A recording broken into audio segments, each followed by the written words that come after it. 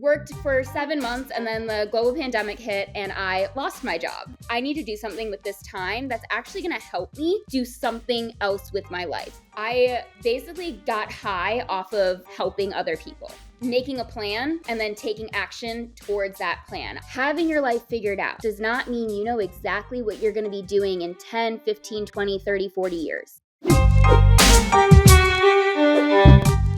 Welcome to Keep Hustling, where we are going past the why to get to the how. I'm your host, the always hustling Aaron Gordon, aka NY Risk Advisor, aka Mr. #Keep Hustling.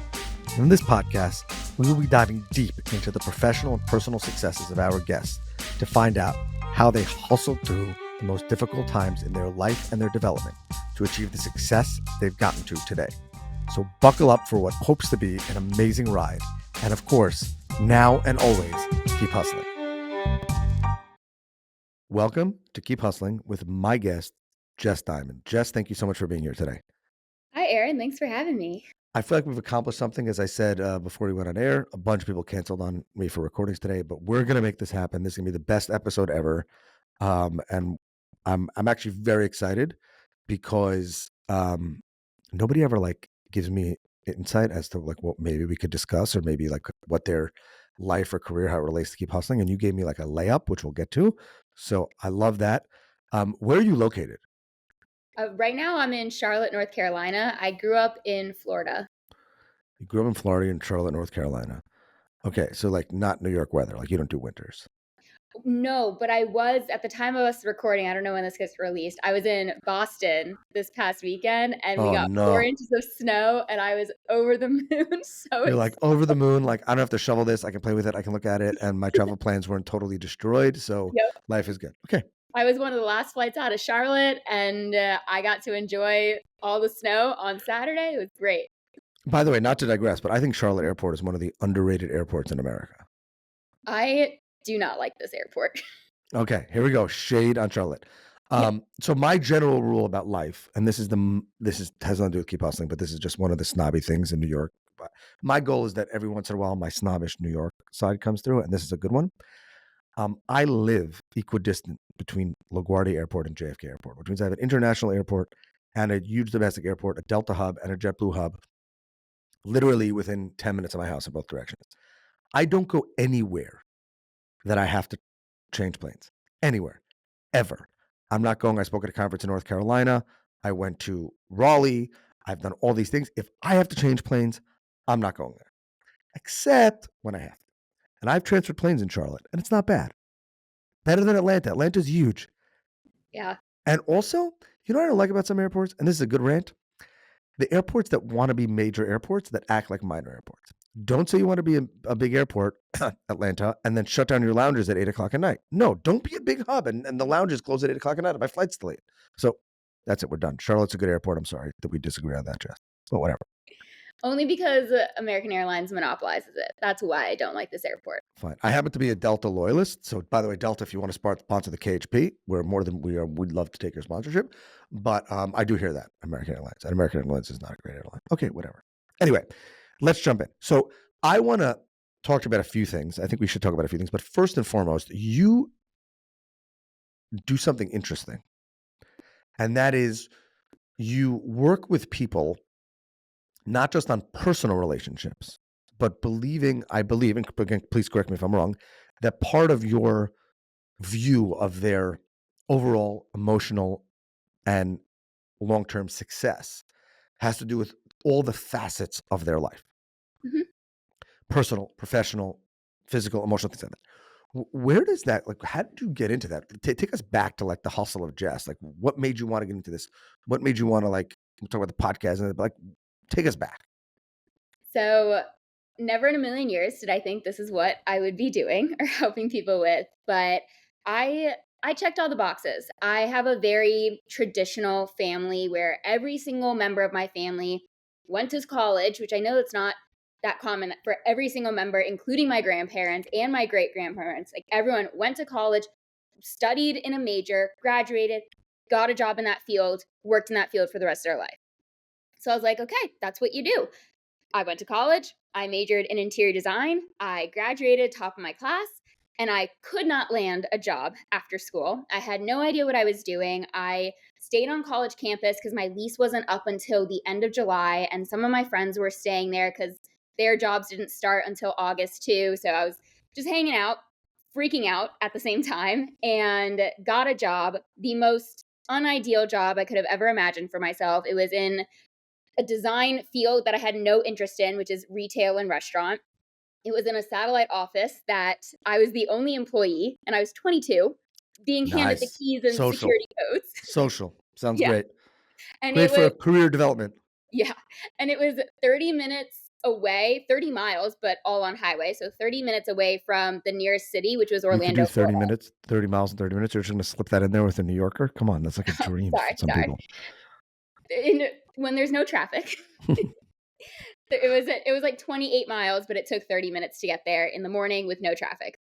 And it was in Orlando, and I did not want to be in Florida. It was every single part of this job I didn't like. But I was like, it's a job and it'll help me get to my next job, whatever. So I took it, hated it, worked for 7 months, and then the global pandemic hit and I lost my job. I worked from home for a day and a half, I think, before I was brought on a Zoom call and they're like, hey, you're going to be furloughed for the next month. And furloughed is you get to accrue seniority with the company. So you still have your job there. You're not without a job. You're just not getting any pay and you have no work. So you're unemployed, but your resume doesn't show a break, is the fun part about it. After that month, I fully lost myself. I tied my identity to my career. I had no idea what I was doing with my life. And it's not like I could go and apply for another job for two reasons. One, no one was hiring because the whole world was shut down. And two, I was in the mindset of my job is still there waiting for me to come back. So I'm not without a job. I'm just without work. And after that first month, I got another email from HR saying, hey, it's actually going to be extended an additional 12 weeks, bringing me to the middle of July. And that was my wake up moment of, okay, this has been fun. Not really, very sarcastically fun, but I need to do something with this time that's actually going to help me do something else with my life. And at the time, a year prior, I had wanted to become a personal trainer. And the guy I was dating at the time told me not to do it, that it'd be a waste of time and money. And I was like, well, I have a ton of time right now. So I'm going to go do it and see what happens, with no intention of making it a full-time career or really anything. It was just kind of like, let's just see. And Facebook does its fun little thing of listening to your whole life and sent me an ad for an outdoor fitness boot camp, which is perfect for a pandemic, that they're looking for trainers. And I was like, oh, I'm going to become a trainer. So I started with that, and I basically got high off of helping other people. And that was that switch of, wait a minute, I don't want this corporate life. I don't want this desk job life. I want to be active outside, helping people, not having to report to anyone. Like, that's what I want for myself.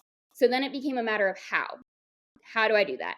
And originally, I was unemployed for 6 months before my mom, and then like started personal training throughout this time. My mom told me, hey, screw the personal training dream, go get a real job again.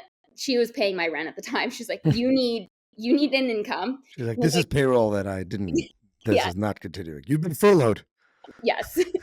And my mom basically shot down all of my dreams that I had for taking this personal training route. And once I went back to the real world, I got another corporate job at a different firm that had actual employees there, and I had coworkers, and it was residential design, which is a little bit more entertaining for me. But once I found that I liked helping people, designing multi-million-dollar houses for people who are already rich and fine in their life just does not feel as gratifying, even in the slightest. So I went back with the mission to get out, and my mom started to help me with what that get out ticket looks like.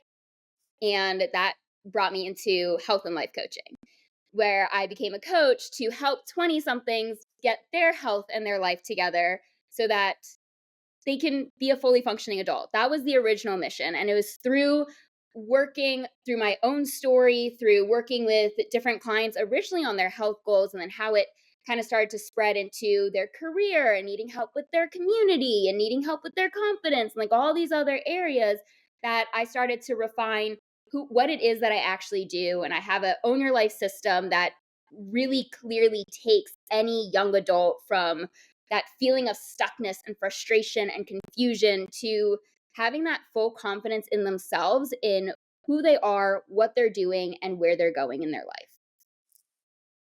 First of all, wow. Second of all, thank you for hustling through all that and getting to where you are today. I have a lot of questions. Normally I don't, but this might go in a different direction than I was planning, but that's fine. You said something that I hope it's okay that I'm going to press you on, Mhm. because I very rarely take notes, but this was a note I took. I lost myself and started defining myself by my career. Yes. That was what you said Yes. in your first job early on. Yep. If you don't mind, take us there. What does that mean? And more importantly, what does it mean when you realize that? And how would you, not what you did, because that could be relevant or not, but with the experience that you have now, what would you say to yourself then? All right. So I'll take you back to the first day I was without a job. It was very difficult for me to find a reason to get out of bed because for the past 7 months, my job was the reason I got out of bed. My job was my purpose. And I didn't take into account that I am so much more than the work that I do or the work that I did. Because I feel like I'm back in that the work I do is my identity, because it's me, it's my business, it's my baby. But when you're working under someone else, that's not you. You're a number in that company. You don't have full purpose. You're not making a difference. If you, like, horrible example, but if you die, your spot's getting replaced the next day. You do 2 days not later, 2 days, 2 days. Yes. So to be in that mindset of, oh my God, I have nothing to live for, is how I realized I tied my entire worth and my identity to my 9 to 5, which in hindsight sounds ridiculous, but no one tells you otherwise.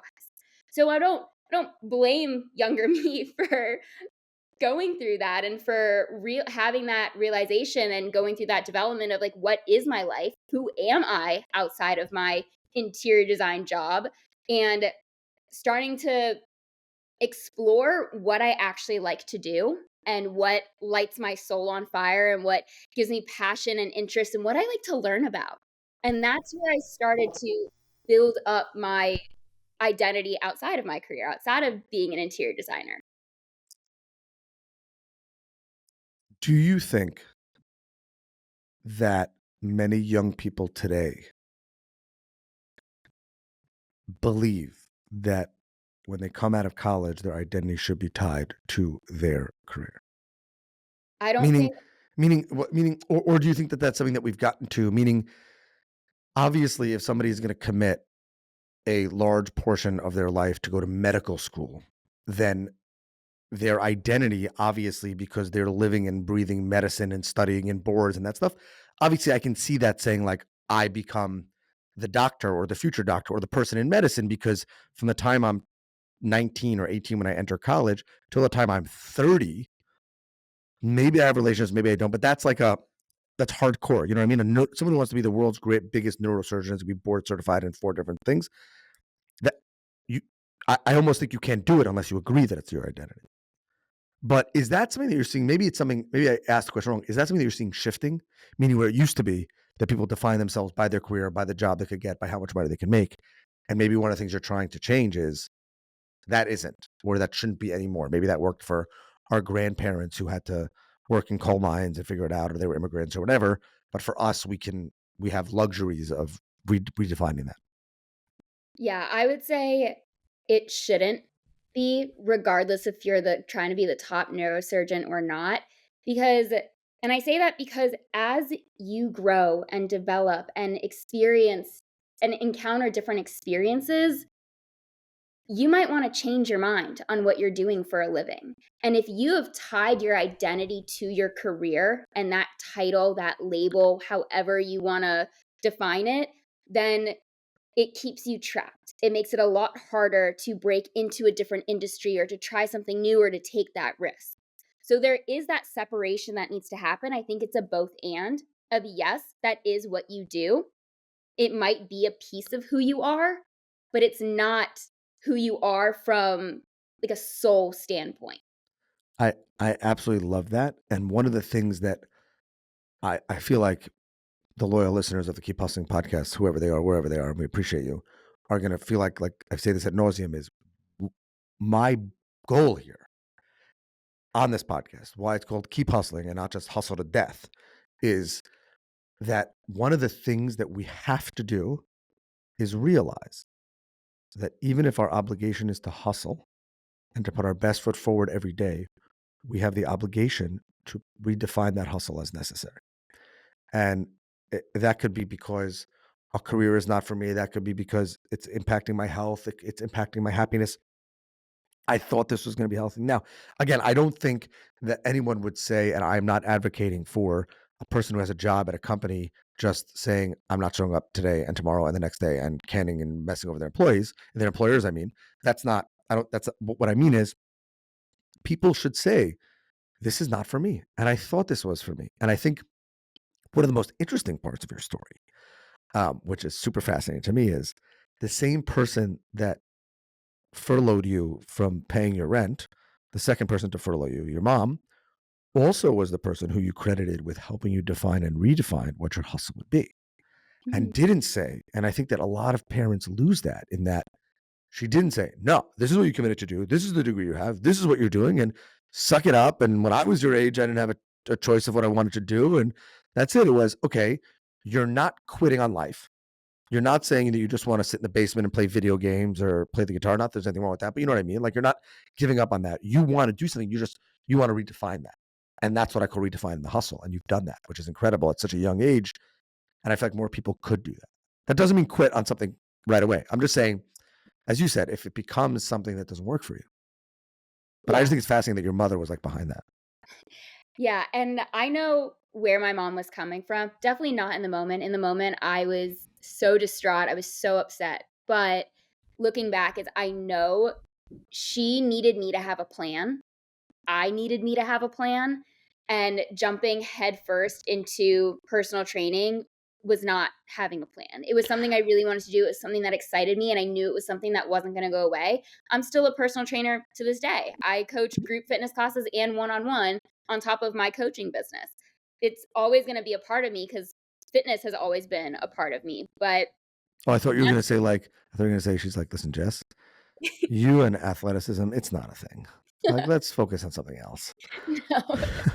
No, but that's where you were saying of it, it's not just quitting right now. It's having a plan. I mean, I even helped a client quit her job with nothing lined up last month.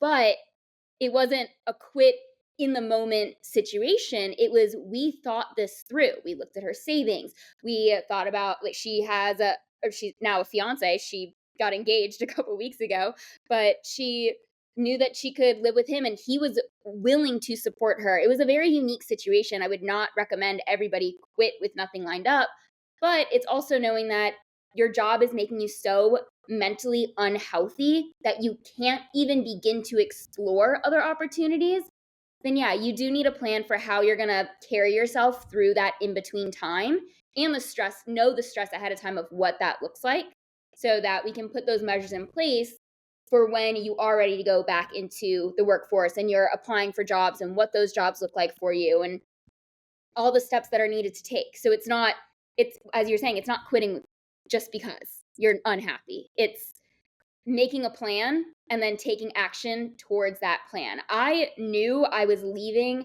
my interior design job, the second job that I got out of school. I knew I was leaving it 11 months prior to actually leaving it. And during that time, it was I'm saving, I'm doing the certification, I'm taking on clients, I'm I'm making plans to fully move out of Florida. It was a lot happening at once. It was like I turned 25, I handed in the keys to my job, I drove a U-Haul up to Charlotte. It was all literally all within the same 24 hours.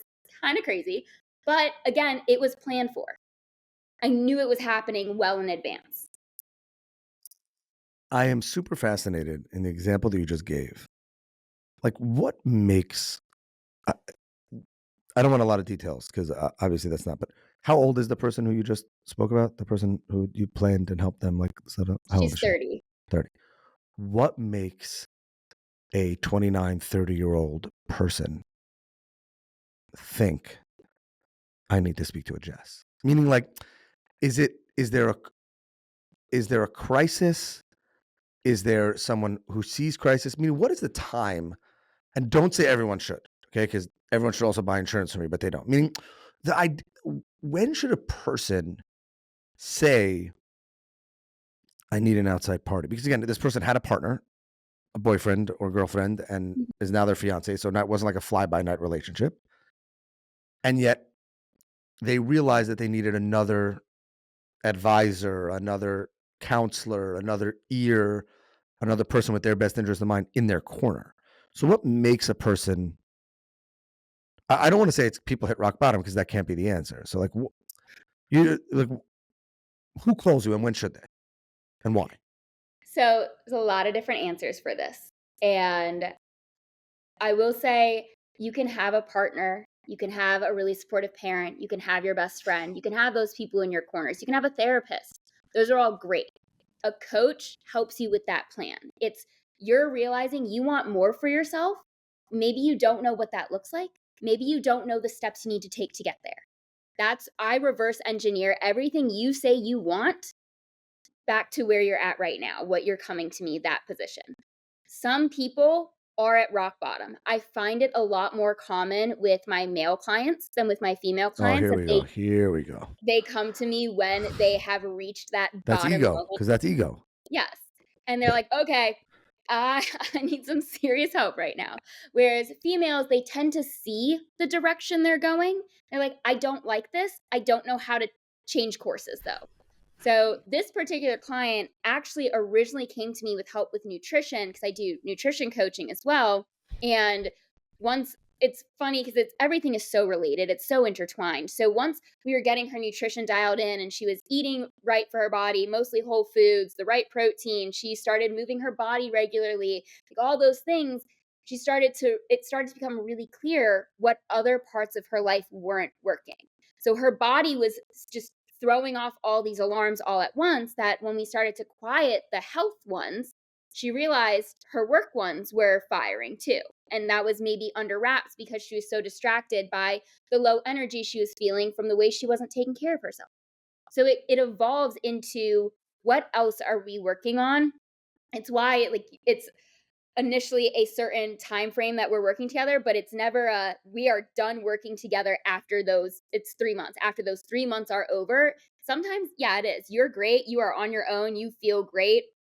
A majority of the time, you're going to keep working because there's going to be something else that comes up based on the work that we were already doing together. And that's the foundation that we put in place that you can now build off of. I love that.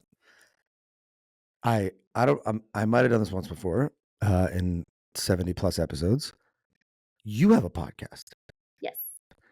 And I want to ask you about that. But first of all, what is the name of your podcast? My podcast is How to 20 Something. So spell out the number 20, but 20 something. How to 20 something. Now, what is the biggest mistake that 20 somethings make?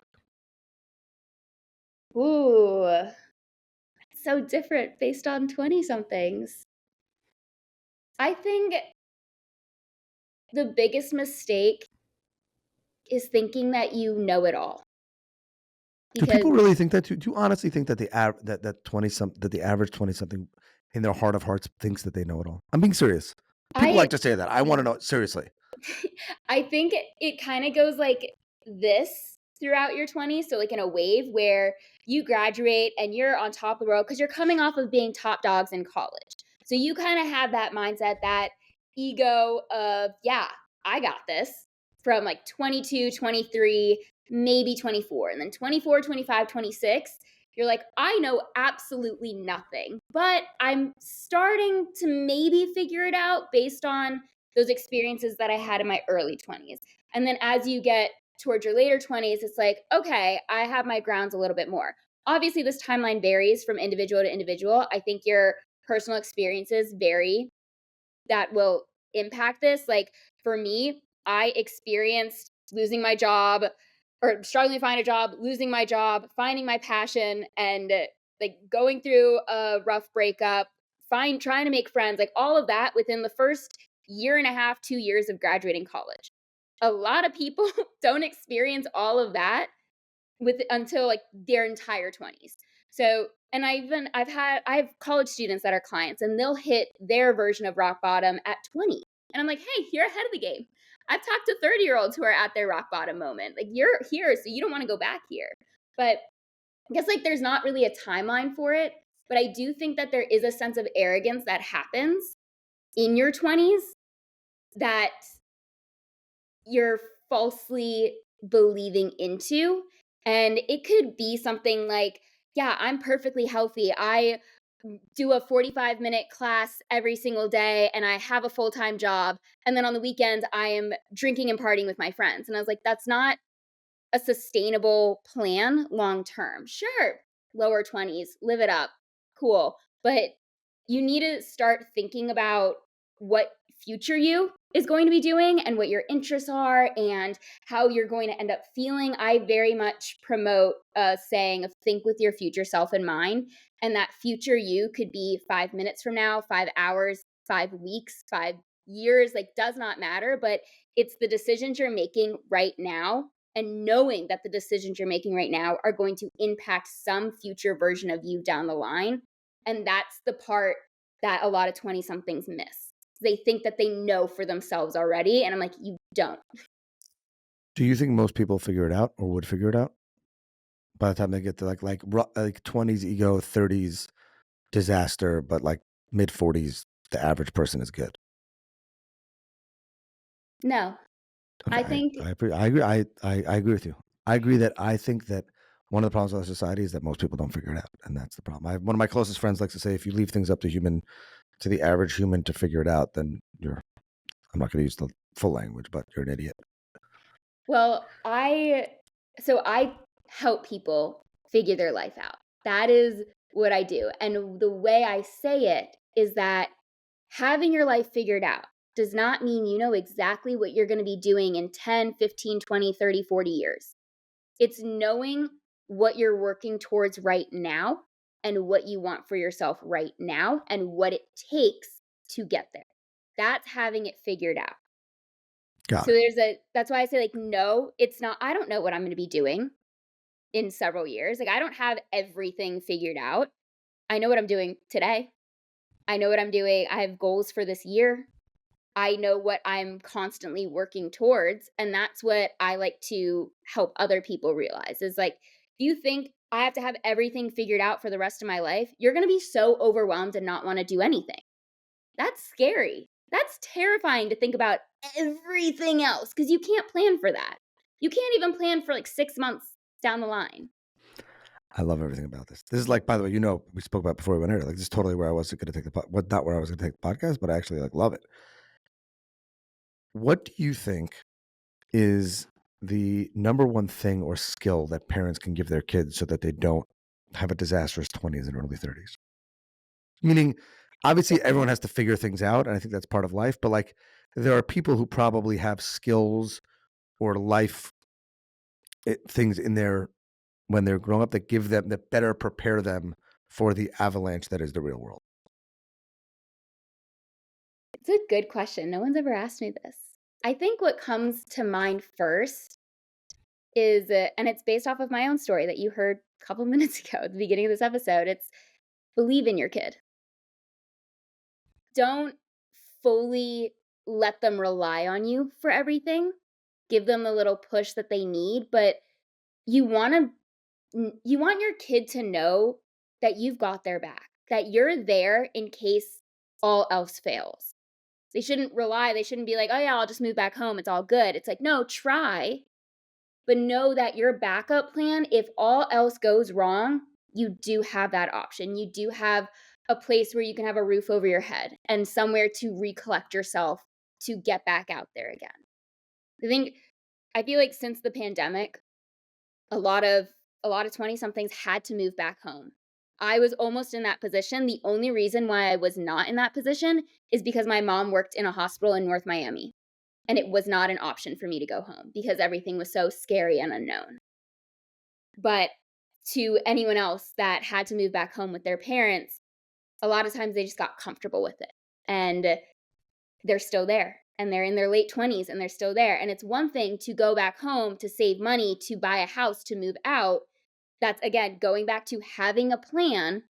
And it's another to just call it quits and be like, mom and dad will take care of me.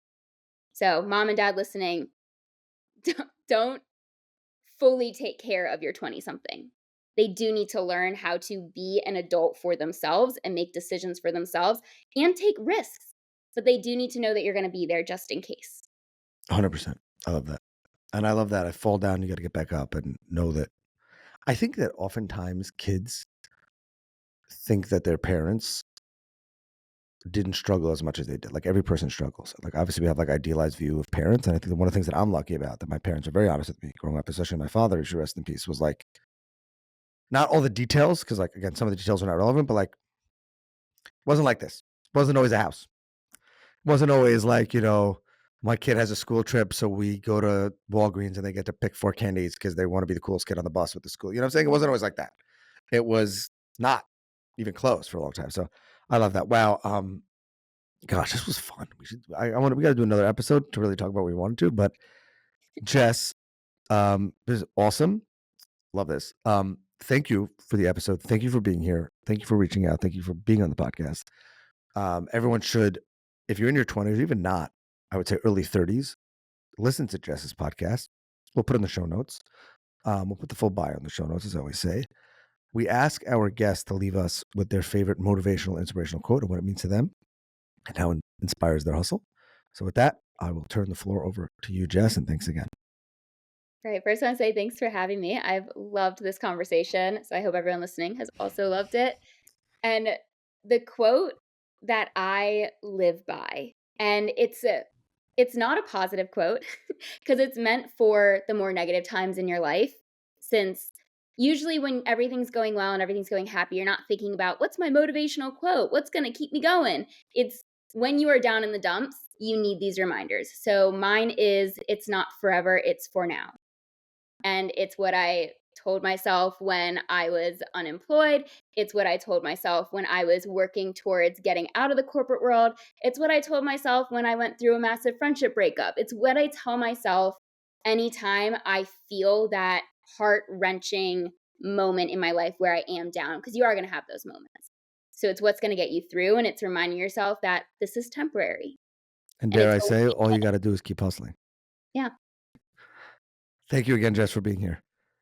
Yes, thanks for having me. This has been another episode of Keep Hustling. Remember, do well by doing good. And of course, and always, keep hustling. All right, hustlers, that brings us to the end of another fantastic episode. Thank you for listening. Be sure to subscribe to our podcast so you never miss an episode. If you have any suggestions, comments, or even just want to say hello, please feel free to reach out to us on all social media platforms. We are Keep Hustling Pod. Until next time, stay curious, stay hungry, and keep hustling.